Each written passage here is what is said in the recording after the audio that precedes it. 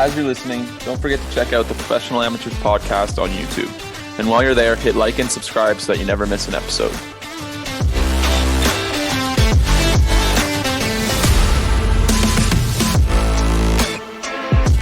Hello everyone, welcome to episode 31 of Professional Amateurs. We are back. Just like last week, the NHL season is still in full swing. The Senators had their home opener last night. We'll get to that in a minute. But first and foremost, Jack and Ryan, how are you guys doing? Ryan, you go ahead. I am doing absolutely amazing. Like you said, the Sens kicked off their home season last night, and just being on the couch was electric. I can't even imagine being in the building, but like you said, we'll get to that soon. What's up, Jack? Nothing. Nothing? Not a lot? No. All right. All right. So I went to the home opener last night. It was ridiculous. Sold out crowd. I think it was like 106%, 19,800 something. And like you could tell it was ridiculous. Like everyone was there so early. The crowd, like 40 minutes before the game, like when I got there, about 20 minutes before warmups, the crowd at that point was like bigger than the crowd on like a lot of nights last year. It was insane. Like there was constant chants. Anytime there was a goal scoring opportunity, everyone was yelling. The goal, like after they scored 2 goals in the first, like, I think minute and a half or something. Like it was insane. Like I can't even express like how fun it was to be at that game. And then I was watching some of the highlights this morning just to see like how loud the crowd was, like in the background of the broadcast. And like, it was really noticeable. It was really awesome. Like just to see that. It came off really well on TV, and it felt like a completely different like team and environment. And that's exactly what we were looking for as fans, like just redefining the Sens experience, because like the last few years have just been miserable. I'm just really hoping that the attendance, momentum like carries over. It's not just a home opener thing. Like it doesn't have to be 100% every night, but like ideally, at least until like knock on wood, Ottawa falls off like a cliff and has a shitty season. Like at least you want to see like 80 to 90% capacity for the first few months. It might even be 100% for the first few months because everyone's so excited. Seasons tickets have increased by 60+%. So that just in itself is going to lead to bigger crowds, but it would be cool to see these like near sellouts at least continue. Yeah, and especially for the big games, like Boston is a big draw. Like when the Rangers are in town, you'll probably see sellouts. Like obviously Leafs, Habs, whatever. But yeah, like it was so exciting to be there with the crowd like that. Like last year we went to the home opener and the crowd was awesome. But like this year was just another level. It was really sick. Well, last year it was like it was Sens versus Leafs, and it was like half, if not more, Leafs fans. And it's just a different vibe. It's way better. It is. And honestly, there weren't a lot of Boston fans there because it was all Ottawa fans who went and got their tickets like 2 months ago. So like, it was really good to see. And like Chris Phillips was there. Like he was there when they did the military appreciation thing that they usually do in the second commercial break of the first period. He presented the man with like a jersey. Alfie was there to drop the puck, which was a surprise, I believe, to everyone. I didn't know that was going to happen. Yeah, that was cool. It was a surprise even to the players, except Brady. Brady was the only one that knew. That's so cool. Yeah, that's so cool. I was hoping when they were doing the player intros at the start of the game and they were doing the coaches and stuff, I was hoping they'd do Pierre Dorian. That would have been really cool. Like DJ Smith got a big applause, and like obviously all the players got a big applause, but I was really hoping that they'd like introduce Pierre Dorian, because I think the roof would have popped off for him. That would have been really cool. Jack, did you catch any of the game? No, I was, by the time I got home from campus, it was like third period. Oh, okay. It was a ridiculous game, like 3-0, then 3-3, then 6-3, then 6-5, then 7-5. It was insane. Like I thought they were gonna blow it as soon as it was 3-3. I was like, of course this is gonna happen. But yeah, no, I'm excited for Washington tomorrow night. It feels weird that like having tickets to all the games, like it's like just gonna go. So I'm really excited. And yesterday was sick. Good for you. You have seasons tickets. Were you gonna say something there, Humble Jack? brag. No, I was gonna say it'll be interesting. Like the Montreal games, the Toronto games, those were always big crowds, but they weren't Ottawa crowds. Mhm. No. So it'll be interesting to see how much like Ottawa fans kind of keep their tickets, because I'm sure it would be cheaper for a Leafs fan to make the trip and buy someone's tickets resale than to go to a game in Toronto. So I wonder if it'll change at all this year. Like, I well, that's what I'm wonder. saying. Like it'll be interesting to see. Oh my God. Well, I think. I think the increased season's ticket space is just going to inherently help that a little bit. Yeah. For sure. Yeah. Ottawa, like Toronto doesn't come to Ottawa until March 18th. And then again on April 1st. So like that kind of sucks. It would have been That's nice kind of to weird. see. It would have been nice to see those teams like Montreal and Toronto come to Ottawa early in the season when the hype is still up. Yeah. Because who knows where the team's gonna be at in March? Like attendance could be dropping off a cliff by then. But that's neither here nor there. It was awesome to see the big crowd, because even like the last 5 years, when a team like Boston comes to town, like 30% are Boston fans. Like that's a huge fan base. That's a national following. Oh, like Dallas fans would come. It was cheaper for them to come on a road trip to Ottawa and see a game than Yeah. like just see one. I mean, part of that's the American dollar, but still, Yeah. like every team that visited had a solid chunk in the crowd. Yeah, definitely. Maybe not Arizona on Saturday, but yeah, well, they don't have a solid in their own arena, so yeah. Ryan, you sent in a thing this morning about how Ottawa's leading the league in like 5-on-5 shot attempts at like 63%. Yeah, well, I think it's shot attempts on goal. Like it's percentage that they've actually been able to reach the net, and Ottawa's leading the league right now. Like it's 3 games in, but it just kind of speaks a little bit to how improved the offense is. They're getting shots through, they're getting it on net. And it's been cool to see so far, but they still haven't even gotten to Brinkett and Norris, their 2 best goal scorers, going yet. So yeah, that's the thing. Norris, I will say, Norris looks a bit lost right now. So does Chabot. But like Giroux, Stützle, Tkachuk, and Batherson look absolutely ridiculous. Giroux is one of the best passes I've ever seen. Like seeing that guy rip it around in the offensive zone yesterday, was absolutely insane. Like the cycles are just crazy to watch now. Like it's nuts. And like Stützle's already, I think Stützle's the best player on this team. Like he's like he looks so much stronger. Like he's winning puck battles. He's coming out of the corners with pucks. Like that's not stuff that happened the last 2 years because he was so small. But like I remember he was on 32 Thoughts, and like Merrick and Friedman were talking about how much bigger and stronger he looks, and you can kind of tell right off the bat. Yeah. And Jack, I'm definitely bummed about not including Sanderson in my Calder Trophy top 10. Calder Trophy top 10. He looks insane. Like Ryan was saying yesterday, it's not fair to use like the Makar or Sider comparison, but in the sense that he's stepping into the league and is playing 20 minutes a night effectively and is probably going to be like a top 2 defenseman on this team for the whole year. Kind of follows in that mold, and he'll be right there in the Calder voting if he stays healthy. Yeah, and I was saying last night, like you said, we have to kind of see the whole season, see how it plays out. But through 3 games, Sanderson has been the best defenseman on this team, and it hasn't even really been close. Like, yeah, and Chabot has been struggling to say the least, and Brannstrom has looked really good offensively. But 2-way game, Sanderson just looks so polished already. It's insane. Yeah. He looks so calm too. Like there was a few different chances where a guy would try to chip it past him and he would just bat it down or knock it down and just basically take it the other way, completely changing the rush.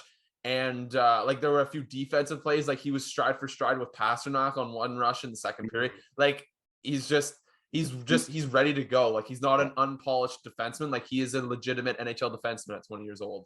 Yeah, there was another play in the Leafs game too where he did that with Marner, and I was like, "Whoa, this guy is real." It's pretty sick, and like seeing Sanderson and Stützle in the same lineup is like feels like a dream, because it had been so long since Sanderson was in the lineup, and like I don't know, they didn't really feel like they were in the same organization for a long time, because that's kind of how it works with prospects, and now seeing them both on the same ice together is really exciting. I don't know. It feels weird to just gush over the Sens for 10 minutes, but I mean, I don't know. I think it's warranted. Yeah. It's pretty cool to see. Yeah, so in this episode, we're gonna have a few guests. Ryan did some.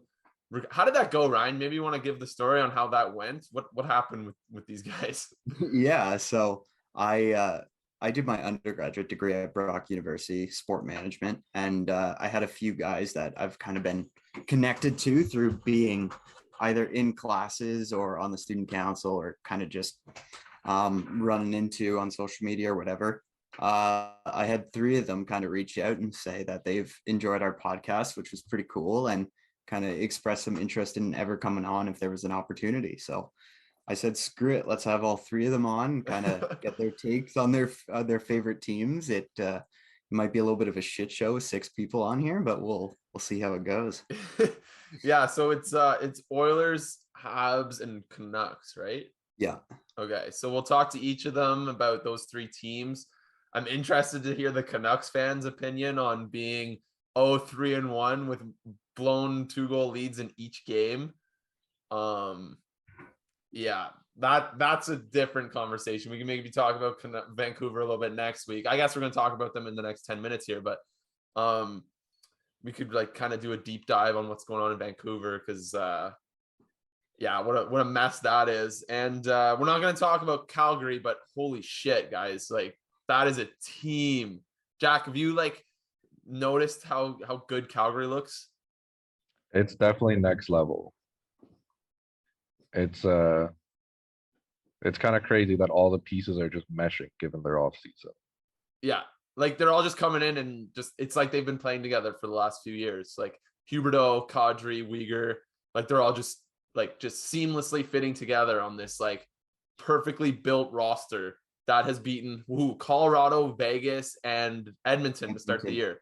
Yeah. Like how much like those are the 3 teams in the West. Like in addition to Calgary, like those are the 4 teams. Yeah. Like maybe not Vegas, but given the past 5 years, like Vegas is in that echelon of elite Western Conference teams. Those are the 3 teams you need to beat in the playoffs to.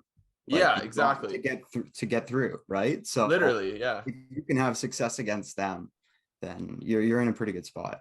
Yeah. So that's definitely gonna be a team to watch. They're probably the best team in Canada right now. Yeah, we'll do a little like league recap next week since we've got some guests on today, but they're coming on in a few minutes here. So I think we'll, unless you guys have anything else to quickly add, we'll throw it over to that meeting with those guys right now. Sounds good.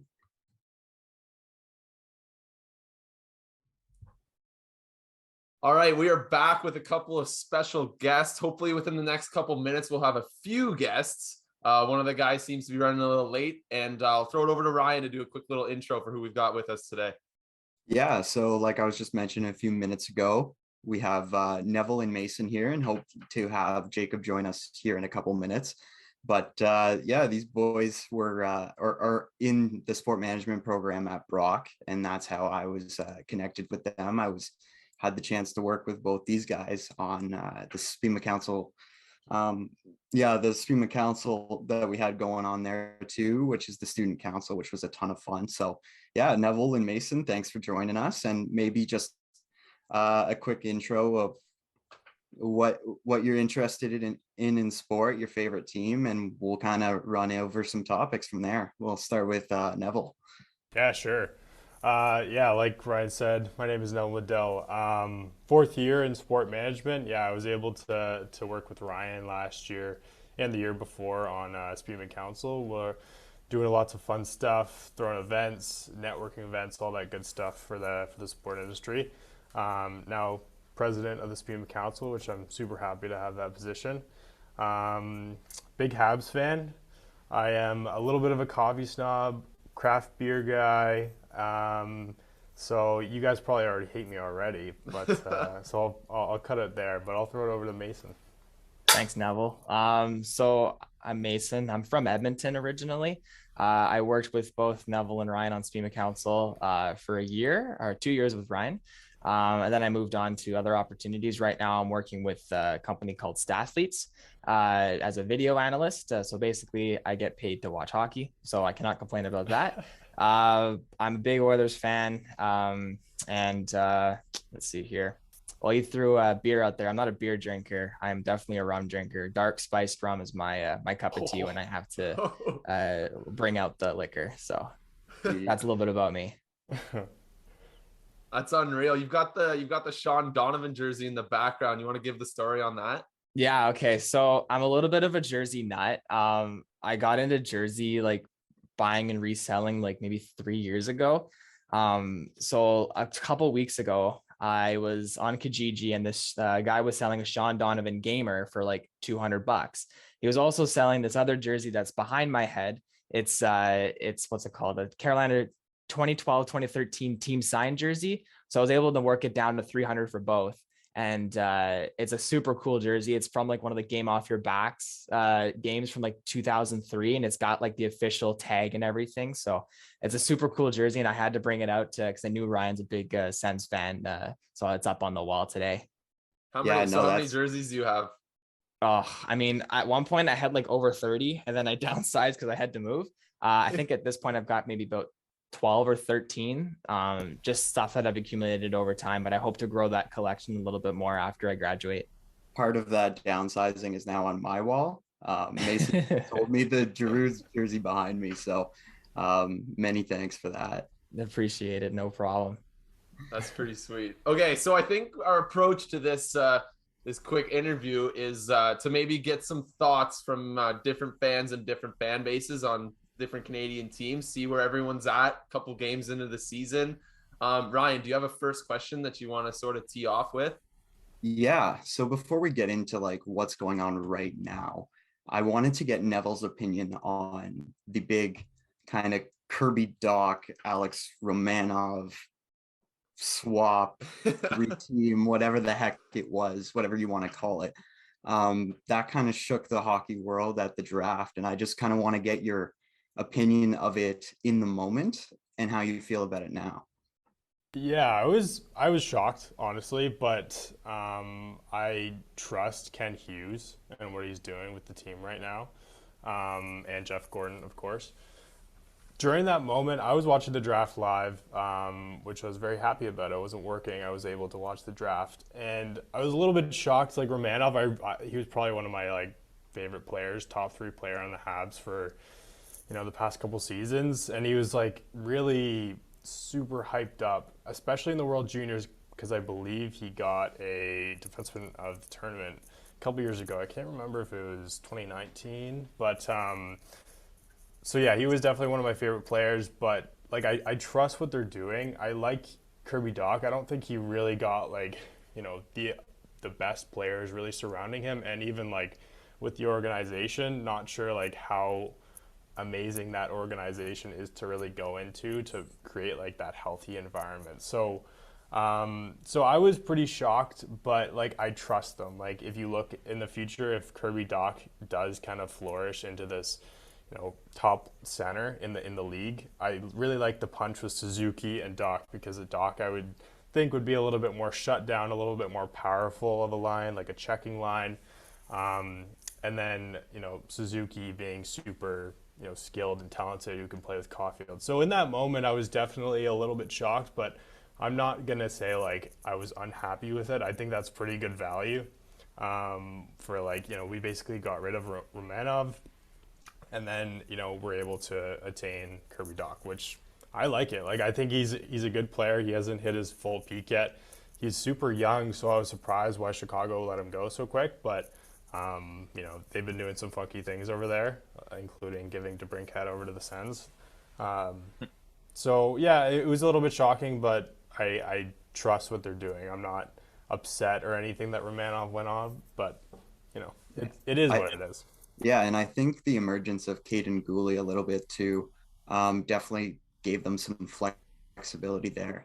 Jack being a big Habs fan too. I know we got your opinion of it in the moment, but how do you feel about it now after we've kind of had a few games to see it unravel? Yeah, I mean, there's no complaints right now with how it's going. as you said, like Caden Gooley's emerged himself. He's playing 20 hard minutes a night. He's getting the job done. So there's really no, I don't want to say you're not missing Romanov because he was a favorite and a fun guy to watch, but really there's no hole in the lineup from him leaving. Absolutely. Hey, hey Jacob, how's it going, man? It's going well. Sorry, I thought it was at 1:30. I didn't know it was at 12:30, but glad I could finally make it. All good. You want to give us a quick intro of yourself, favorite team, what you're interested in sport, and we'll hop into it from there. Yeah, of course. Hi. So my name is Jacob Snow. I'm a Canucks fan. You can see the jersey back there. When I'm interested in sport, I'm interested in like marketing and policy, like that kind of aspect. I'm like interested in just just the appeal, like revenue and profit and stuff like that. Awesome. Cool Yeah. stuff. So being a big Canucks fan, how do you feel about the start of the season? Oh boy. I was looking forward to this one.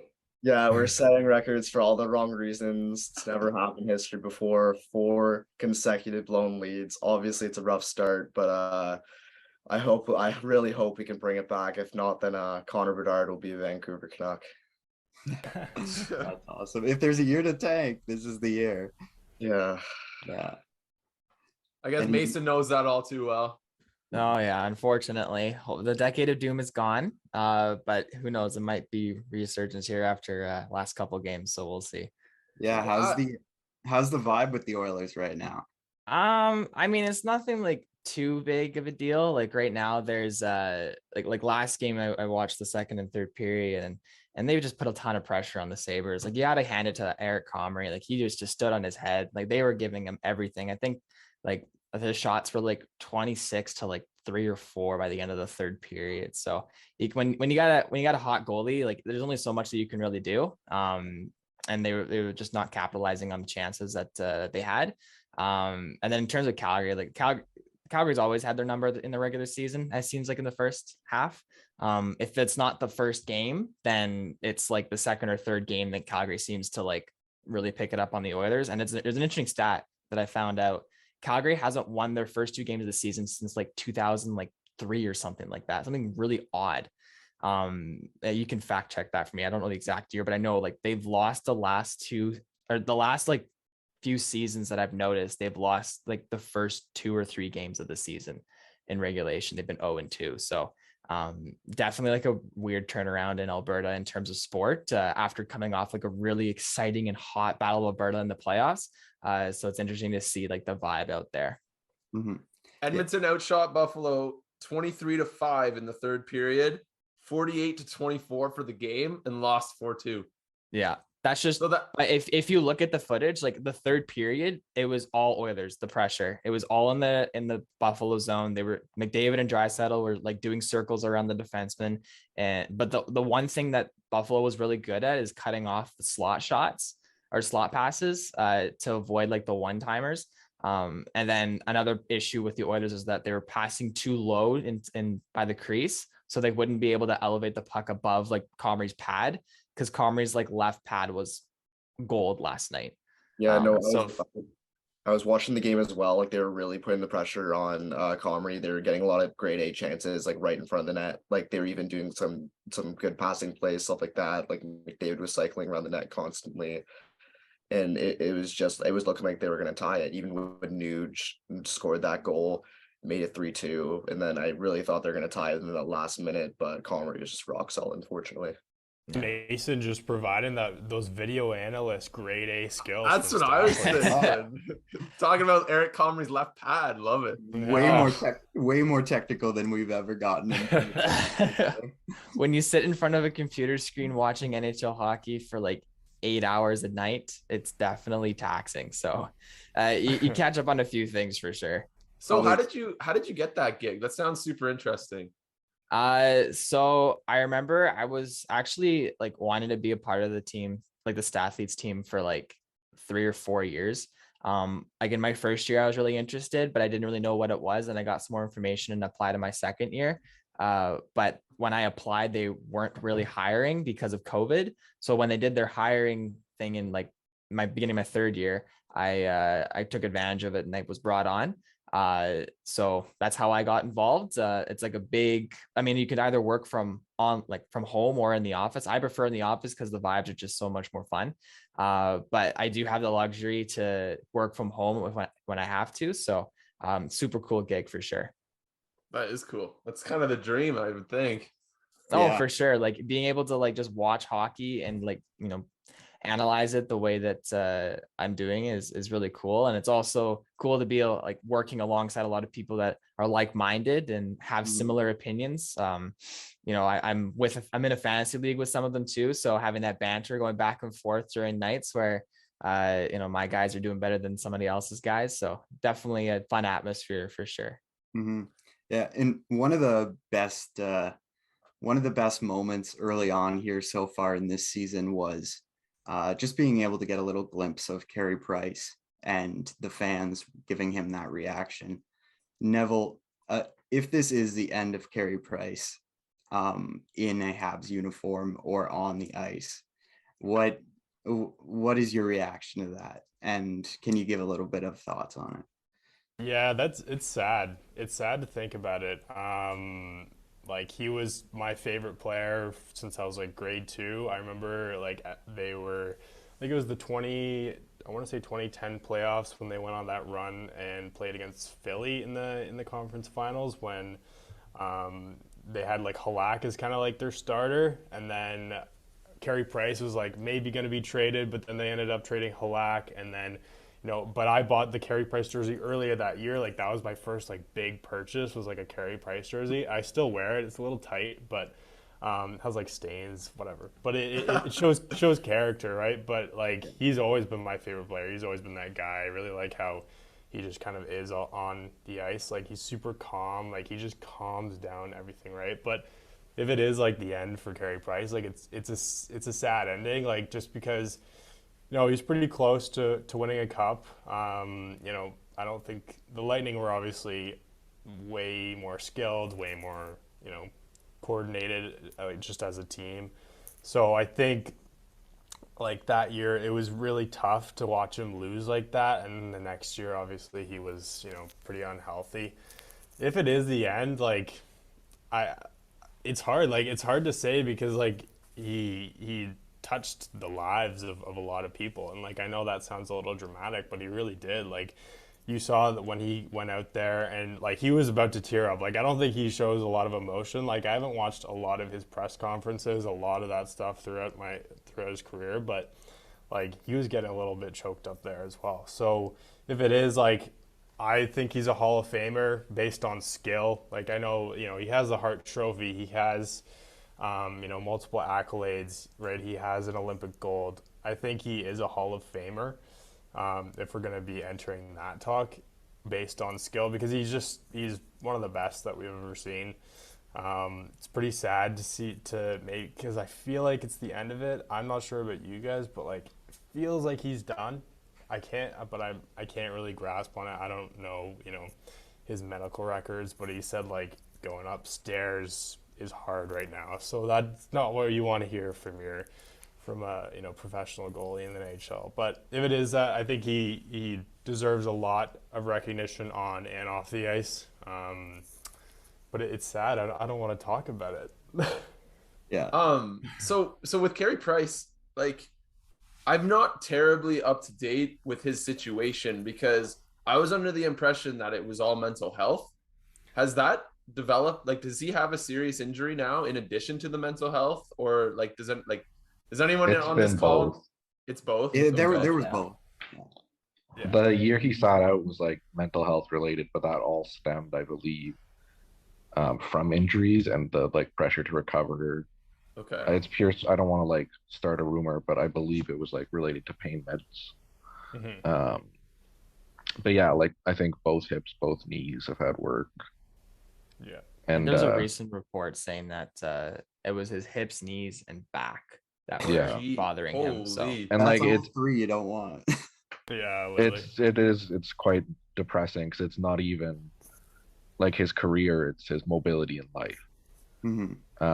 Like he's struggling to go upstairs with like the young, like trying to have a family, all that, and he's struggling to go upstairs because he quite literally carried our team on his back. It's to not even ever give him more than, it came out recently, I think Kovalev had 80 points, and that was the only 80-point scorer he ever had. Wow, that's crazy. So Huh. That's it's wild. Wow. pretty brutal to see. I've already, and I think we all know with Montreal fans and like needing a French coach and GM how stingy that stuff can be. I've already seen it mentioned if they retire his number, it'll be the only number retired that never won a cup in Montreal. Wow. So there's already like people thinking his number shouldn't go up because of that, because of like tradition and that shit. But Oh, come on. he deserved I a lot think- better. I'd like to get everyone's thoughts on this. I think the whole needing a Stanley Cup to be in the Hall of Fame, that kind of stuff, like I think that's such bullcrap, especially with 32 teams now. It's so hard to win a cup. Like 30 years ago, no, not 30, 50 years ago when there were 6 teams in the league, sure, if you didn't win a cup, whatever. But like I hate evaluating players on cups. And one thing a lot of people don't seem to get is it's the Hockey Hall of Fame, not the NHL Hall of Fame. Yeah, that too. Price won in World Juniors. He won Olympic. Like Does he have it the triple really, gold? he should. I think it was Olympic gold. I think he was No, a part the of does he have the triple gold? Like, does he have a world championship gold as well? He probably does. Probably. Yeah. Yeah, he does. Anyway. Have a year goal. yeah, because he was part of the Team Canada. Donovan Hughes shootout. That he was a part of that team. Yeah. Okay. I fully interrupted. Sorry, Jack. It's okay. No, I just think it's like he's a first ballot. 31 should never be worn again in Montreal. It's really should be a no-brainer. But Yeah, and then just jumping on that Hockey Hall of Fame discussion for a little bit, we did kind of see a little bit of a shift in that this year with Alfredson and both Sedins getting in without a cup. I just, Jacob, your reaction on the Sedins getting in, because I know here in Ottawa we were absolutely pumped to see Alfie get in, and I'm sure it was a very similar feeling with the Vancouver fan base. Yeah, for sure. So the Sedin twins, obviously, there's some debate if they deserve to be in the Hall of Fame or not, because obviously no cup, that is a common debate. But again, they're both over 1,000 points. They're both brothers that play in the NHL their entire career. They won Swedish gold in 2006. Like I really think they had the accolades necessary to deserve it. A name that you also didn't mention, Roberto Luongo. He also is in the Hall of Fame class. Oh yeah. Yeah. Yeah, no, I was super excited to hear it. It was literally my dream Hall of Fame class being from Ottawa and being a Canucks fan. Like it couldn't have gone any better. Yeah, so I do think the debate of like you don't need a cup to be in the Hall of Fame. I do think that like overall, as long as you have like the accolades, like the Sedin twins, they have Art trophies, Art Ross trophies. I believe one of them has a Ted Lindsay. I think Daniel does. Alfredson had a Calder. He was a leader. He was a captain for years. Same with Henrik as well. Luongo was the backbone of the Vancouver Canucks 2011 run, and overall he was just an integral piece of that team. And again, like he played like a lot of games. Like I think he is in like the top 10 in games played. I think he's like 4th all time in wins too. Yeah, that as well. So I mean, you can't not put that in the Hall of Fame, and I think all of them have like a reasonable case to go in the Hall of Fame.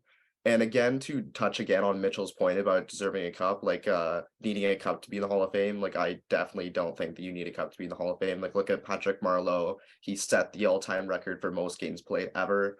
And like you can't not put a guy like that in the Hall of Fame. Like absolutely not.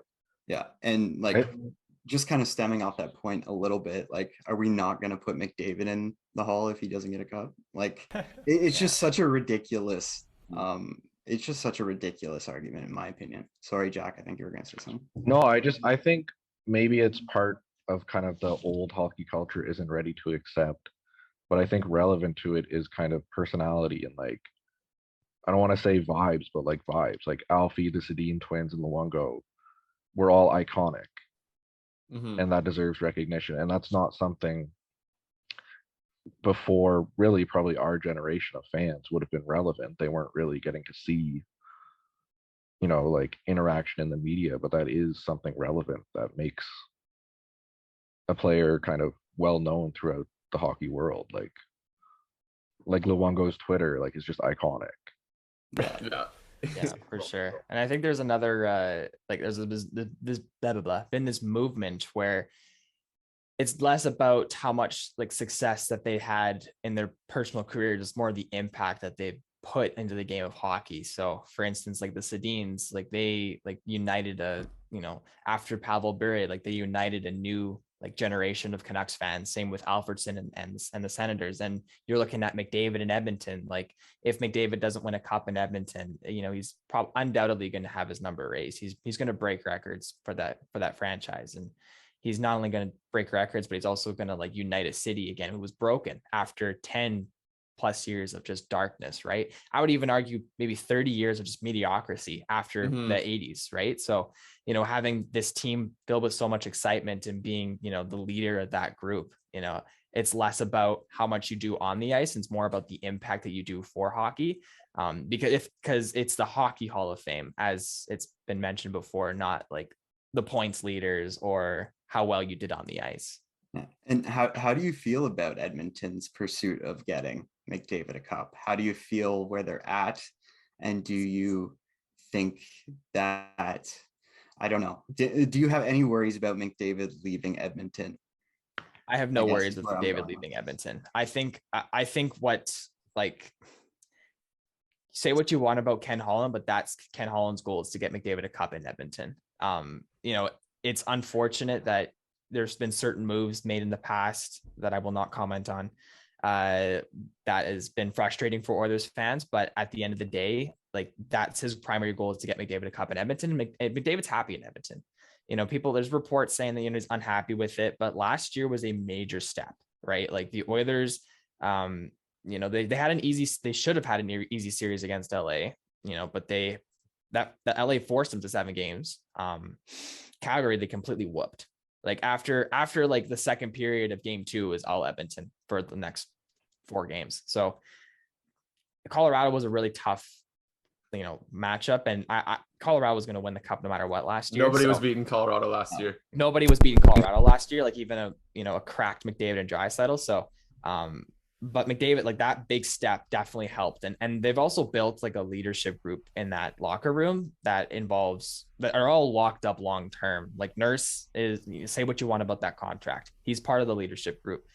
Nuge is part of the leadership group. Hyman is part of the leadership group. Now they've got a goalie there that's going to be part of the leadership group. They've got young guys that are coming up in the system that are excited to play. Like Edmonton's now a place where people want to play. Like for the longest time, Edmonton had a really hard time getting free agents to sign in Edmonton. But now you're looking at guys like Milan Lucic, who, I know, again, say what you want about the contract, but and that's not even Holland's, that's Chiarelli's doing, but say what you want about the contract, but both those big name guys like Lucic, Campbell, Hyman, that were, top of their free agent classes, would have never even thought about signing in Edmonton. And you look at like Evander Kane this year, like Evander Kane wanted to test the market. And he did. And everyone was just like, no, we're not paying you a ridiculous amount of money. Go back to Edmonton and take the offer that you're going to get, because you're not getting that here. So he was able to take the offer of like $5 million, because it was reported that he wanted like $9 million on the open market because of his ridiculous scoring pace in the regular season and playoffs. But like at the end of the day, like Edmonton's now developing this culture of winning, which has not been seen in the city for a long time, especially with the Elks not doing so well. And there not being any other significant, sport franchise in that city. I don't have any worry that McDavid's going to leave. Do I have worry that they might not win a cup? Sure, because it's 32 teams. It's the hardest trophy to win. But when you've got the best player in the league, undoubtedly, you definitely got a good shot every year to not only make the playoffs, but to make a deep cup run. Would you include Broberg in a Chychrun trade? Yes, 100%. Okay. I would trade future assets for currents right now, because let's say McDavid is unhappy or Draisaitl is unhappy, and they get like what I think Bettman just said, that the cap's going to go up by $4 million next year, which is insane. But you look at like McKinnon's deal, who's now just barely the highest paid player in the league at 12.6 at AAV. You've got McDavid and Draisaitl's contract's going to be run out in 3 or 4 years. They're going to make 15 plus, no problem. Same with Matthews. He'll make 15 plus, no problem. But like when you've got Broberg, Holloway, and geez, I can't even think of their other what's his face. Sure. Well, Smirkov just got traded, but for Klim Kostin. But you've got Broberg like on the left side. You've got Kulak on the left side. You got Nurse on the left side. Like at the end of the day, like Chychrun is a solidified top 4 defenseman. He has proven 5-on-5, like on ice, good performance. You know, at the end of the day, like Broberg could be better than Chychrun at one point, but I don't believe that'll ever be the case with, you know, the developments and who Broberg is going to have to play in front of. Like Nurse is going to get that top 2 minutes. Like he's been paid to get that top 2 minutes. Broberg will never get that chance in Edmonton. So if you trade Broberg to a team that's developing like Arizona, he'll be able to get that opportunity that he needs. And in return, you get undoubtedly a top 15 defenseman 5-on-5 in the league. I don't see there being an issue. I just think Edmonton's being very stingy, and I think their trade values are out of whack. But I mean, that's a good thing because, you know, beforehand you'd have Chiarelli make, you know, crazy deals like getting Brandon Manning for Drake Kajula, like I don't even know what the hell that trade was, and then signing Mikko Koskinen to a $4.5 million extension for whatever reason. Like Ken Holland is very stingy with his trades, and you know, there is like rational like reasoning behind each of his trades that he's made, but controversial or not, like he's been able to hold on to Puljujarvi, and if he's able to hold on to Puljujarvi for like a good offer, he's going to hold off to see if he can get more out of that trade for Chychrun than just getting rid of their like Broberg. I also think there's like a little bit of, I guess, animosity towards not choosing Zegras, because Zegras went 9 right after Broberg. Yeah. And like, if you had Zegras like in that top 6, like imagine like how crazy that would have been, right? Wow. Like Broberg was the safe pick. Like Holland wanted to take a Swedish defenseman. He wanted to get another fucking Lidstrom. So but at the end of the day, like you've got Bouchard there that's going to take the top minutes in the power play eventually after Barry leaves this year. So, you know, I was hoping Barry would leave this year or like this off season, but he's there now. But I mean, it also helps with like Woodcroft's system. Like he runs 11-7 and, you know, Barry can act as like that fourth forward on the ice. So, I don't worry that McDavid's not going to win a cup, but you know, if Holland continues to like hold on to his like young assets and not use them towards trades, I do worry that the window will close sooner rather than later. Yeah. Okay, speaking of this window closing sooner rather than later, I'd like to ask Jacob a question about this Canucks team. And then we'll try to fit in one more question for Neville at the end.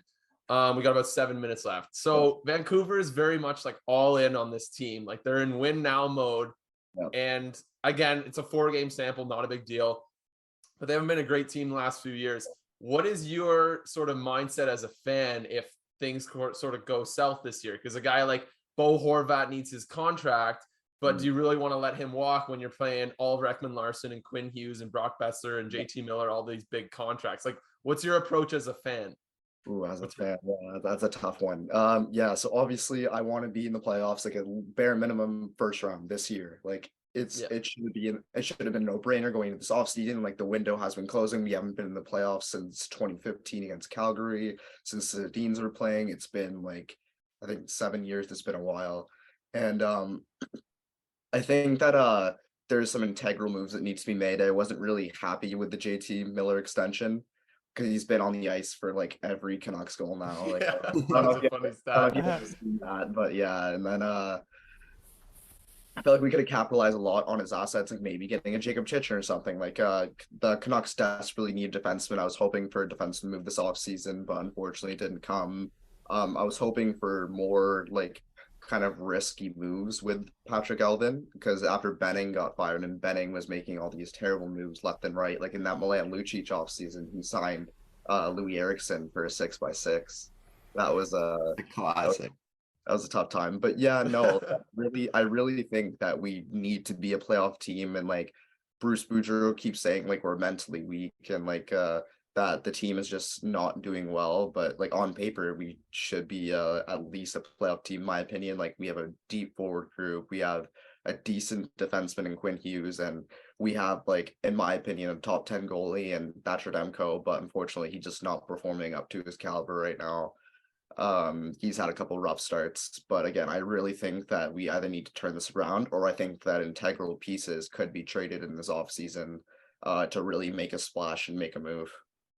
Because I feel like in a normal situation where well, I mean, not a normal situation, but if JT Miller doesn't get that contract, he's a trade target, and so is probably Bo Horvat. But after giving JT 8x7 or 7x8, like, Yeah. what do you get? Like, you have to give Horvat a contract. You can't Yeah. let him walk or trade him like that. Like, Yeah. it's almost like the sunk cost fallacy where you just keep on investing in this group, Yeah. even though it's not really the right thing to do. It's just you're so far into it. Like, what else do you do? Yeah, I know. It's a confusing situation because Horvat is also our captain, and he's being his apparent. I've heard reports that his agents like advertising him as a first line center, but they're playing him on the third line right now, which is a bit confusing because obviously you have the depth with Miller and Patterson, but no, it's a tough situation. I think we need to trade players like Tyler Myers out there. Like, I'd be willing to give up future assets to trade our bad contracts, and like, if there is an Oliver Ekman-Larsson trade, I do like Oliver Ekman-Larsson, but if that trade needs to happen, then I'm okay with getting rid of him. Maybe I think we should give up a key forward piece for a good defenseman. Like, I'd even be okay with honestly giving up a Brock Besser or a Bo Horvat if that means or Niels Hoglander, if it means we get like a premium defenseman, like not even just Jacob Chikrin, like just a premium defenseman to help Quinn Hughes and help us get. I think that's what we need to get into the playoffs. Right Sounds on. like a very similar situation to Ottawa, not gonna lie. Ryan or Jack, do you guys have another Montreal question? Yeah, Jack, what are you looking forward to Montreal season that maybe get Neville's opinion on here? Bedard is what I'm looking forward to the most. I'm interested a lot about Slafkovsky in this. Yeah, That's where I was gonna what go. have I you was gonna seen ask how your from thought, like Slafkovsky? in 3 minutes or less, what are your thoughts on Slafkovsky, and do you think he stays with the team past 9 games? Yeah, so yeah, I'll try to sum it up pretty quick. Slavkovsky, I don't think I've even like really seen him a lot on the ice yet. Like, but I don't want a lot of pressure on that guy. That guy needs to develop properly. He's a big body. He's skilled. Let him develop at the pace that he can. You guys have seen like the videos in the off season, how much of a beast he is, like with the workouts on that bike. Like, that was crazy. But all I want this year for Montreal is to establish like a good culture, embrace the young guys, make sure they're supported, give everything they want, give them the nice hotels, give them the nice meals, treat them well, give them their bonuses, just make them happy so they stay here. Because I think they got a lot of good young D prospects that are right out there right now. The defensive side of the game hasn't been, I'd say, amazing, especially in that first game against the Leafs. I don't know how they didn't let in more goals, but just keep developing. This is a developing year. I don't think they're a bottom. I don't think they're a bottom 5 team. I don't think they're going to make the playoffs. So I think they're kind of middling, which is okay, because if they win some games, if they compete in games, kind of like what Ottawa did last year. You know, they're a young team, but they, didn't have all the assets and all the tools around their team. So all I want is for them to push. I want them to be a good team. I want Slavkovsky, along with a lot of the other rookies, to just develop. I'm not putting any pressure on playoffs or anything. That first game against the Leafs was amazing. Always love when Montreal beats the Leafs in the opener, but I just want them to embrace the rookies, give them what they need, support them, and then in a couple of years, I think we're going to have something special in Montreal. And then win the lottery with 6% odds. Yeah, exactly. That's the plan.